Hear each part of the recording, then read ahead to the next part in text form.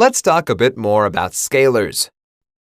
Scalars are more peculiar than higher dimension objects because they are single numbers.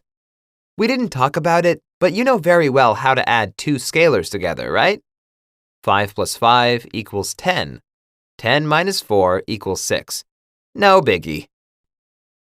You also know that in order to add vectors and matrices together, their forms must match.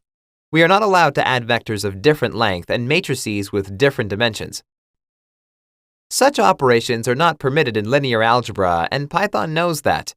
For instance, if I try to add a 2 by 3 matrix with a 2 by 2 matrix, we will get this message. Operands could not be broadcast together with shapes, and we will be shown the operands' respective shapes.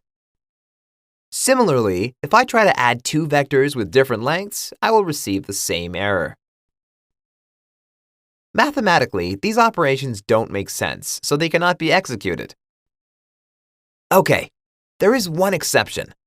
Because of how arrays work in Python and many other languages, we can actually add scalars to matrices and vectors. For instance, if I add 1 to the matrix M1, you can see that 1 was added element-wise. In other words, each element was increased by 1. Similarly, if I add 1 to the vector v1, it will be added element-wise. Mathematically, this operation is not allowed as the shapes are different, but in programming, or at least in Python, it works.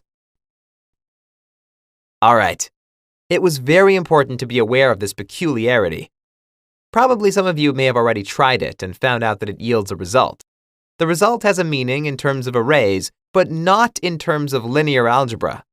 That is also one of the big differences between the concepts of ND arrays and tensors.